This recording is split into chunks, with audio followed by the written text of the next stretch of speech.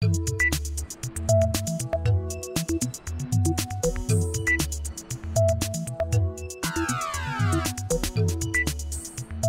principi de mes es van alliberar 3 tortugues en perill d'extinció a una platja d'Israel després de mesos de rehabilitació en un centre especialitzat.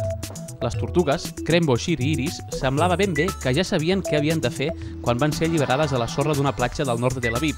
Sense pensar-s'ho 2 vegades, cada una va començar a arrossegar-se cap a l'aigua sentint la crida del seu hàbitat. Segons el coordinador del Sea Turtle Project d'Israel, els pescadors van trobar 2 de les tortugues i la tercera estava atrapada a una xarxa i va haver de ser rescatada. Totes 3 van ser ingressades al centre on es van recuperar satisfactòriament. El centre de rescat introdueix nens i nenes del poble en un projecte educatiu perquè aprenguin a conèixer les tortugues i ja des de petits aprenguin la vulnerabilitat del medi ambient. Precisament, els estudiants de Jazzer al-Zarqa, el poble on es van alliberar les 3 tortugues, diuen que han après lliçons importants sobre la necessitat de cuidar el medi ambient.